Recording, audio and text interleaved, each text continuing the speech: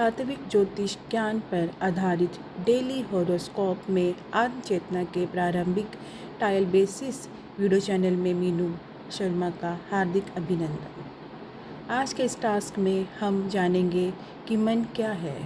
मानव शरीर में वास करने वाला मन की चंचलता का आकाशमंडल के ग्रहों से क्या संबंध है।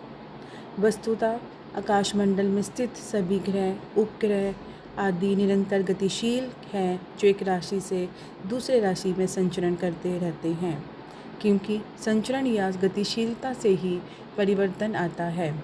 परिवर्तन ही तो संसार में मूलभूत और सर्वमान्य नियमों से एक है, और गतिशीलता के कारण ही समय यानी वक्त आगे बढ़ता है, और वक्त आने पर काल का परिवर्तन होता है। पिछले टास्क में हमने जाना था कि काल के परिवर्तन को ही हम दिन, रात, वार, महीना, वर्ष आदि के रूप में मापते हैं, लेकिन ग्रह आदि निरंतर गतिशील रहने के बावजूद भी सभी ग्रहों उपग्रहों की गति एक समान नहीं होती। अपने अपने आकाश स्थित परस्पर आकर्षण या विकर्षण और सौरमंडल में अपनी दूरी इत्यादि के कारण तथा अपनी विभिन्न गति के फलस्वरूप अन्य ग्रहों और उपग्रहों से परस्पर युति, दृष्टि, संबंध, संयोजन आदि के कारण परिवर्तन आता है, और इसी आधार पर दिन रात आदि निर्धारित होते हैं। आज हम जानेंगे मन को। मानव शरीर में वास करने वाला यह मन ही सांसारिक गतिशीलता का कारण माना जाता है। इसको समझने के लिए हम शैशव अवस्था से प्रारंभ करते हैं। इस अवस्था में शिशु या बालक की उसकी माँ के अलावा दूसरी कोई प्राथमिकता नहीं होती, लेकिन जैसे जैसे वह बालक बड़ा होता जाता है, वैसे वैसे ही उसकी प्राथमिकता बदल जाती है। शारीरिक, मानसिक और सामाजिक आदि बहुत से बदलाव आने प्रारंभ हो जाते हैं, और यह बदलाव मन की गतिशीलता या उसकी चंचलता के कारण ही संभव हो पाता है। इस बदलाव के पीछे अधिकांशतः असर होता है उसको आहार के रूप में प्राप्त होने वाला अन्न का, और समाज के अन्य व्यक्तियों के संग यानी साथी या संपर्क के, जिसको हम संस्कार कहा जाता है। तभी तो कहा जाता है, जैसा खाया अन्न वैसा होगा मन, और जैसा होगा मन वैसा बनेगा तन। साथ ही मन और तन के तालमेल से ही व्यक्ति को प्राप्त होते हैं जन तथा धन।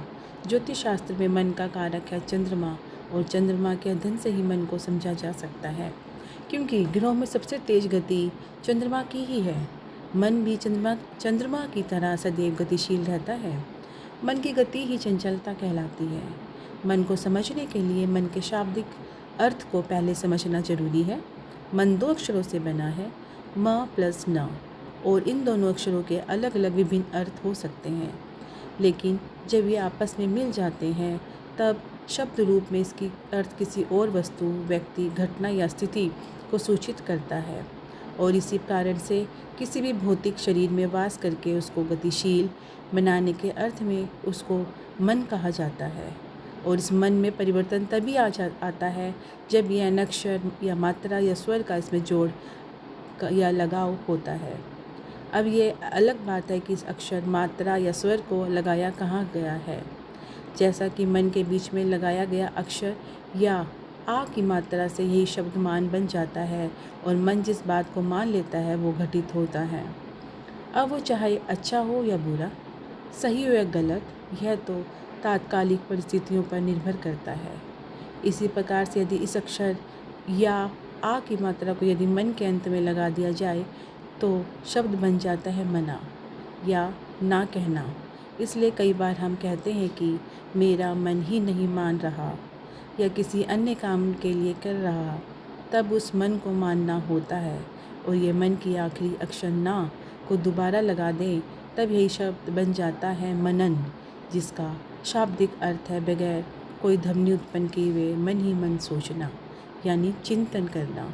और इसी मनन में पुनः आ की मात्रा लगा दी जाए तो शब्द बन जाता है मनाना, यानी एक सकारात्मक पहलू, दूसरा नकारात्मक रुख, जिसमें मन को मनाकर उस कार्य में लगाना होता है जिसमें मन लगा हो या लगाने में आनंद प्राप्त हो। इसी मन शब्द में छिपे स्वर अ को यदि मन से पहले लगा दें तो बन जाता है अमन, यानी सुख, शांति, चैन, या इसके विपरीत, यानी जिस काम में मन न लगे उसी मन